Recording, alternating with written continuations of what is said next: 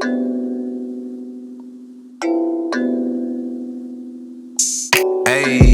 poppin' like I'm supposed to. Watch out for the people that ain't close to. Hey guys, it's your girl Miss Nia. I'm back with another video. I know I've been gone for like mad long, but trust me, I had some stuff I had to work on from within. But yeah, today's video is gonna be, what is today's video gonna be about? I totally forgot actually. What is today's video gonna be about? Oh yeah, today's video is gonna be a little bit of a story time. And honestly, brace yourselves because y'all ain't never seen this side of me. A lot of y'all don't know this side of me, so y'all gonna be a little surprised, a little shook, a little whoa. And I might as well go ahead and get right into it. Today's video is gonna be about how I got a sugar daddy to pay for my birthday section when it wasn't even my birthday. So let me go ahead and get right into it. So hold on. Oops, my ring lights messed up. This junk is so bright. Oh my gosh. So anyway, guys, where should I start? I don't even know where I should start. Okay, so as a lot of you guys know, like I was a party girl freshman and sophomore year. Before I came to college, me and my best friend threw this giant like graduation party and it was like crazy. So like when I came into college, I was on that like social vamped up party high, if you would call it that. So when I first came to college, I met this girl and she basically told me that she was party promoting for this dude called Rue or something. I don't know. I forget exactly the details, but I remember she told me that she was party promoting. And what really drew me in is because it was a Jamaican party called Jamaican Me Crazy.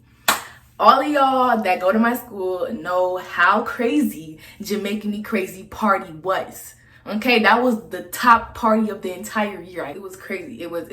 That party went down in history for me, at least. I don't know if you guys remember by name, but that first party freshman year, where they had me outside taking people's numbers down and doing absolute, matter of fact, I was wearing these very pants. Long story short, I was in there twerking it because you know what I'm saying, you know. The smoking by bag here, the trash here, got money out the bag here, trash here.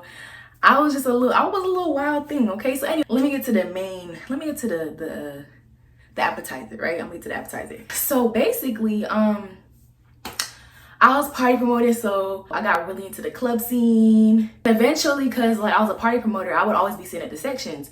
So I didn't realize when I was party promoting that like people like when you go to the club, you have to pay to sit down. So I low-key, high-key got really spoiled with it. So like I was like, bro, I'm not going to no club unless I have a section, right? I'm not going to the club if there's no section. What the fuck I look like going to the club and standing up in these heels? Me looking this good, you expect me to stand? That was my mentality. So getting back to the main point here. So because I was really on the scene, like I was in the clubs, me and my girlfriends would always pop out, you know, we was really catching eyes, we were making contacts, like it was a whole big thing, like, but eventually it died down because we stopped promoting parties just altogether. It got really stressful.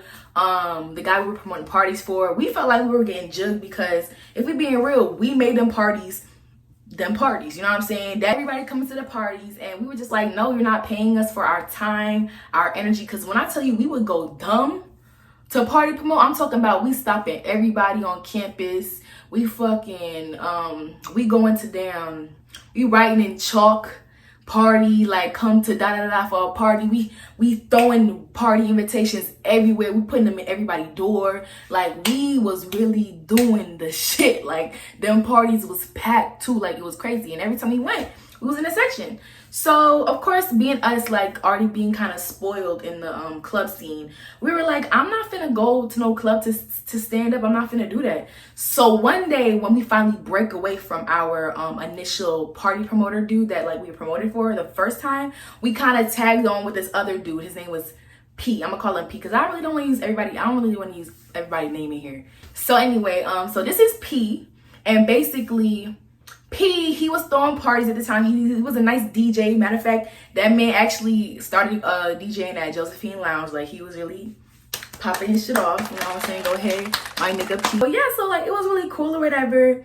And like we started promoting for him. And eventually we were just like, I'm not really trying to promote no more, period. But then his African friends, like his balling African friends, like I don't want to just say all of them was scammers, but a lot of them was scammers, and we was in them sections, you know what I'm saying, popping bottles like left and right.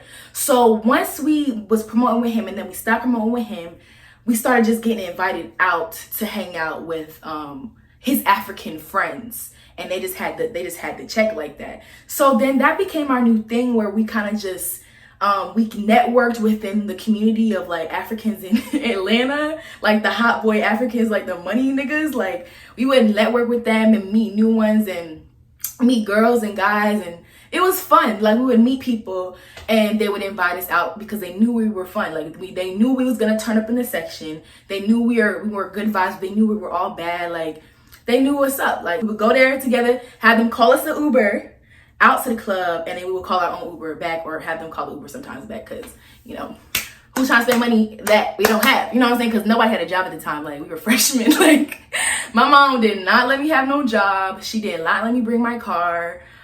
We had to, you know, finesse. So that little $100 every other week my mom would send me, that would go toward clothing, maybe some food every now and then paying for stuff like to get to Ubers, paying for Uber. And 9 times out of 10, if we paid the Uber, we would get the money back. So it was really a win-win. We get turned for free. I'm talking about for free. So after like maybe like a year of doing this, we really have like a whole system to this now. Like we just do it. Like we going out I'm talking about every weekend. In the summertime, we going out at least 3 times a week. My best cousin, she flew from New York just so I could turn her up for her birthday in Atlanta, because she knew I had to connect with the sections and the fun.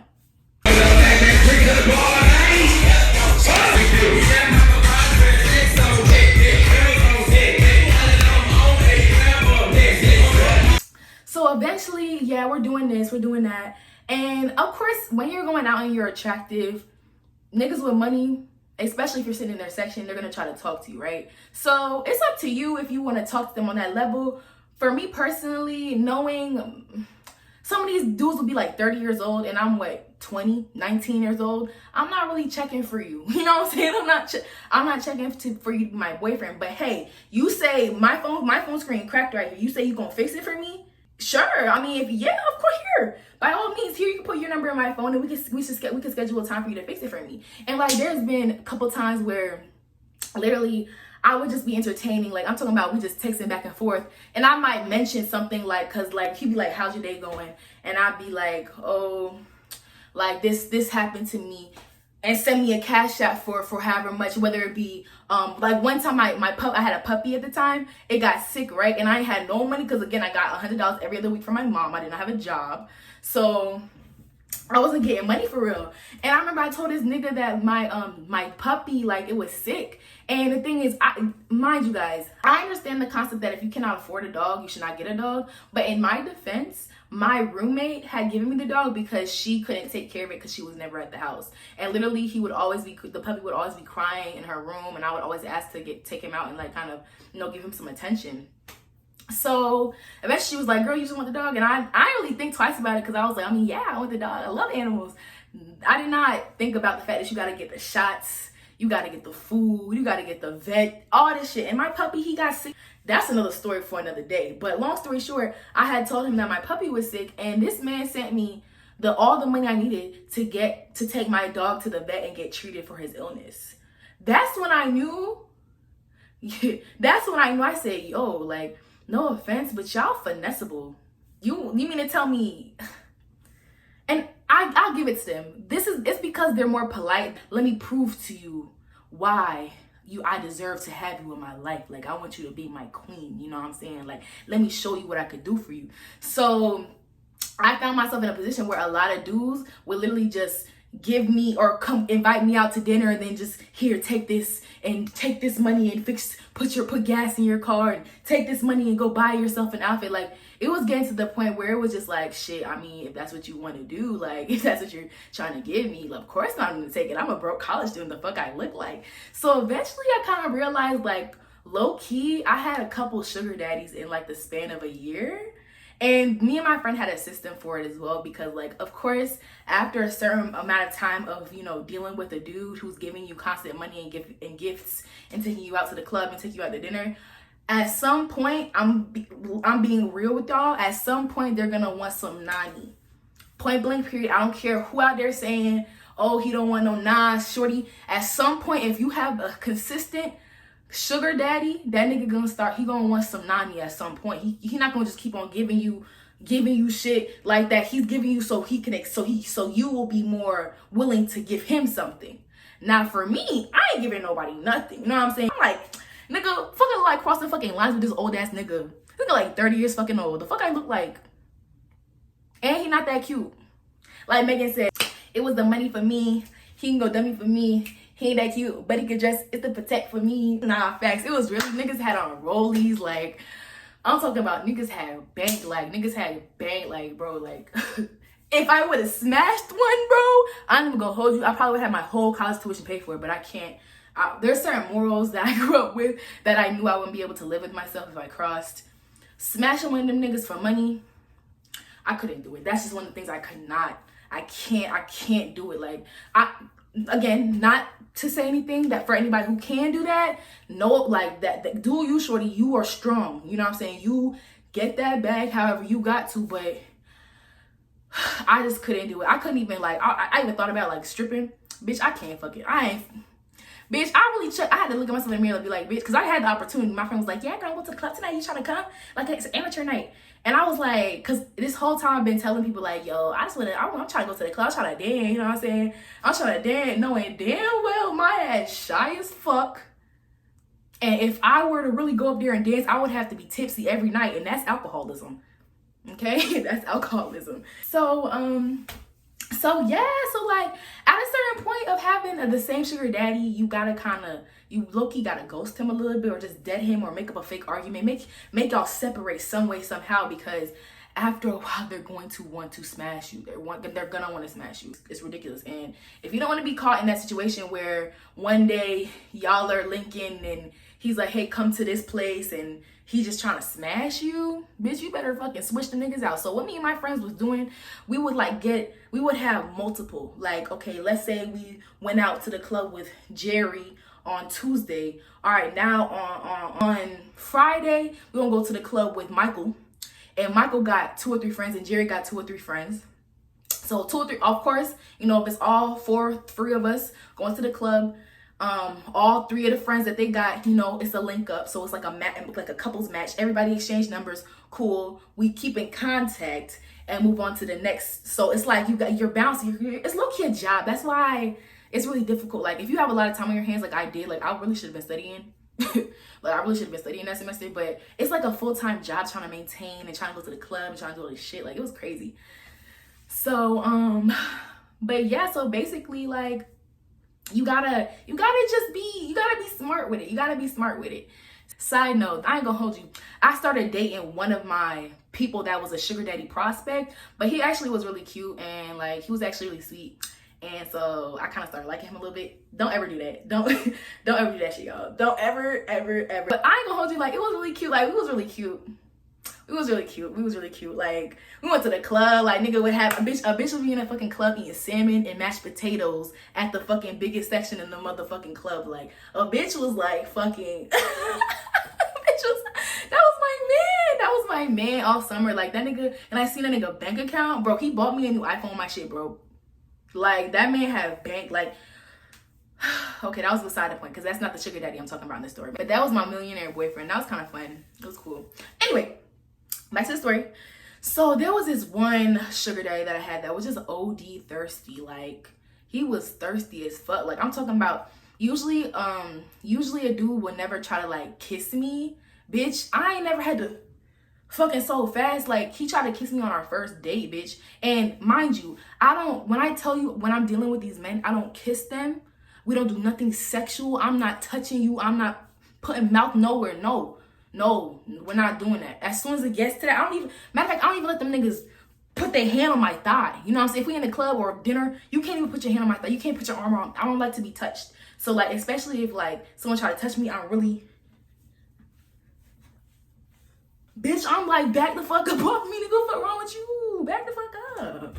So that's like how I am. So when he tried to kiss me, bitch, oh my gosh, bruh, I was just like, ew, take me home. Anyway, long story short, before he tried to kiss me, that nigga did give me like $200 for fucking going, oh, my bad. He gave me $200 and 2 meals at dinner. He took me out to dinner and I ordered 2 meals because he said eat one now and then have one later. And then he just gave me $200. He gave me like $100 Visa gift card and then $100 in cash. And I was like, thank you. And that's when he tried to kiss. I think that's why a nigga tried to kiss me so quick, because I ain't gonna hold you. A nigga never, like a sugar daddy never gave me that much money on our first encounter. You know what I'm saying? Like, but I guess, you know, that's how you gotta peep, because if a nigga give you money that quickly, that's how you know he's gonna be a lot more aggressive because he thinks he's deserving of it now. Like, it's kind of like a business transaction for him, I think. But again, that was my first time ever dealing with some shit like that, so I did not expect. I thought he was just dumb, but I ain't gonna hold y'all, he was dumb. He was just a head ass.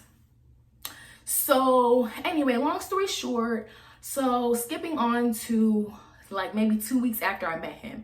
So I'm like, yo, this man mad annoying. Like, he's just annoying. I don't like how he tried to kiss me that first time. And every time he called me, I don't really want to talk to him on the phone because I think it just rubbed me the wrong way how he tried to kiss me. Like, nobody ever don't try to fucking kiss me.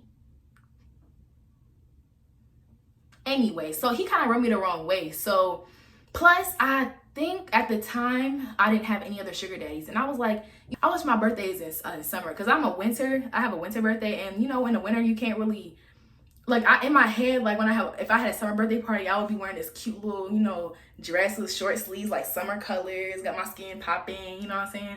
So that's like the vibe. I feel like for like a summer birthday, that's what it would be fun to like do that. One day he comes to visit me at my dorm, and I come downstairs and I get in the car and we chill or whatever, and he doesn't try to kiss me this time though, but anyway, so he doesn't try to kiss me this time, but he gives me this whole bag of gifts, right? Like, he gives me this big old bag from Kohl's of gifts, and I don't look in it until I get upstairs, because I'm like, what did he get me from Kohl's? Like, what did he get me from Kohl's? And so I go upstairs, I look in the bag, and y'all, when I tell you it's a bunch of mid-aged women, I'm talking about 40-year-old woman shit. And that's when it hit me. I'm like, this nigga he gotta have a wife. Because why the fuck did you give me some Vera Wang leggings? What I look like I wear Vera Wang? I forgot the other shit that was in there. But I said, oh my God. So me, of course, being a thrifty college student, I said, I'm gonna take this shit back to Kohl's and I'm gonna get something I want. So I took all of it at the club. I took all this stuff back to Kohl's. It ended up being like $100 or so worth of stuff. I returned it all and got a cheap flat iron. Yeah, I got a cheap flat iron. I needed a new flat iron. My flat iron broke, so I was like, let me just get a flat iron. So now it's the part where my friend is like, girl, that man annoying and he corny and I think he got a wife. And I'm like, you fucking right. I think that nigga got a wife. He tried it. Like, Vera Wang. Like, that's what you get. Somebody of my age and my caliber.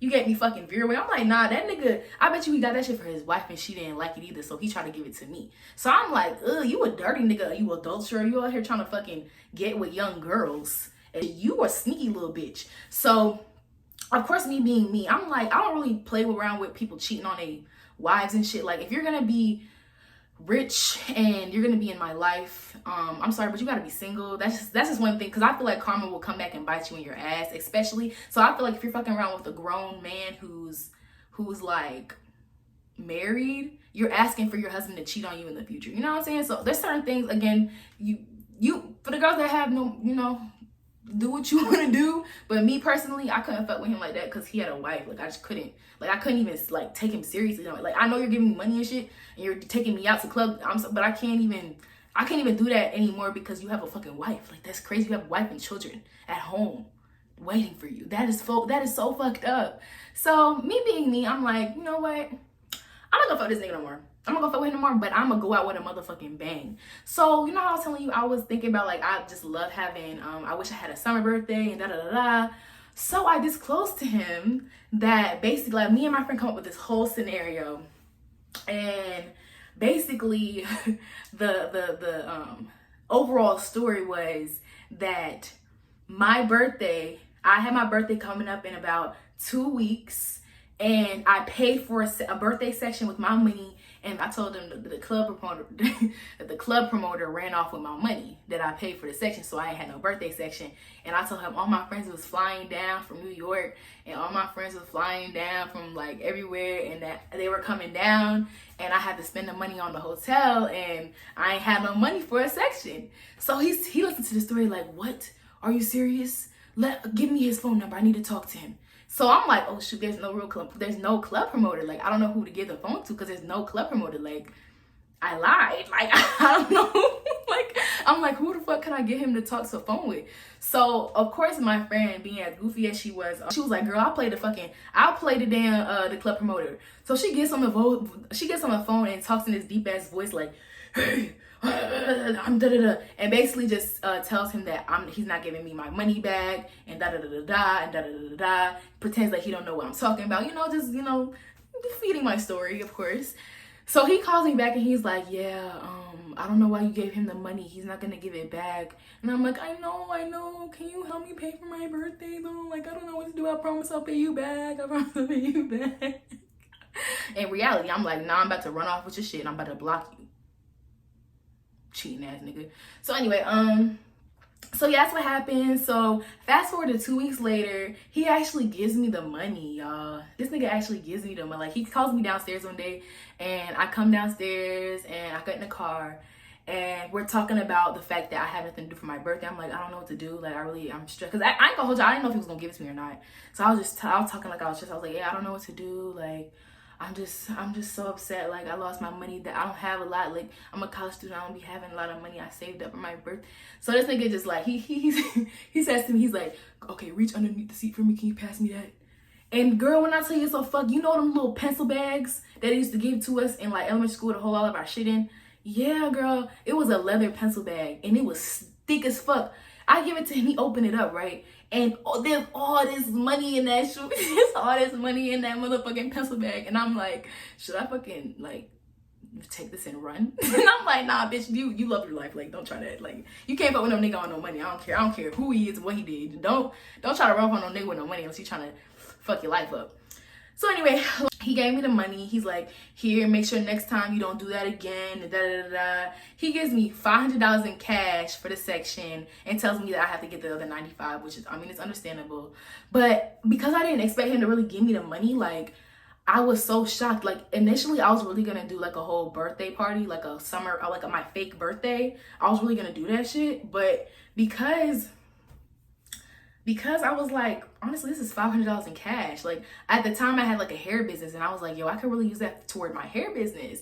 So I was basically to my friends, I was like, yeah, I'm sorry, y'all. We're not getting no section. I'm finna keep this money. I'm finna save it because this is like legit, like, this is $500 in cash. Like, you know what I'm saying? Like, why would I throw it away in one night and we can go to the club for free? So, but yeah, that was pretty much the story. I didn't even end up using the $500. I just saved it like a responsible young girl. And one of my friends, actually, she got mad at me for doing that, and I just had to explain to her, like, girl, this is my money. I'm sorry. I'm not finna buy the club. We can go to the club for free. So, but yeah, so that was my story on how I kind of finessed a sugar daddy into giving me $500 for a birthday that was not my birthday. That's what happened, and yeah. But again, I want to go ahead and give you guys some advice. Like, if you guys are really considering going out and doing sugar babying in Atlanta, be careful who the heck you go out with, because some of these men are just downright gonna take advantage of you, point blank period. They're gonna take advantage of you physically. They might, I don't know, you just have to be smart and never ever go out by yourself. Always go to a public place. Never go back with him, ever. Don't ever go back with him alone. Don't ever go to his house, because obviously when you're sugar babying, and if you're not trying to smash like that, you have to be prepared to understand that that's what's on their mind. So by all means, don't put yourself in a predicament where you might feel like it might be difficult for you to leave, or a situation might fester. You know what I'm saying? Don't ever meet him at a hotel unless you have a friend with you, and even then, don't meet him at a hotel. Like, don't even unless it's the Ritz-Carlton. Then maybe you can meet them there if they say they get ready for the club. Because I've done that maybe once or twice because they still had to get ready for the club and was going to the club and they was at the Ritz. So that's different though. Make sure you're going with a friend. Don't ever, ever, ever, ever, ever go there by yourself. That's so fucking dead. Never do that shit. Never. And make sure the friends that you're doing it with or going with, because you should do it with friends, make sure that they're trustworthy. You don't want any friends that are going to put you or leave you in an uncomfortable position or try to pressure you into something that you don't want to do. That's a big one. What else can I give you advice for?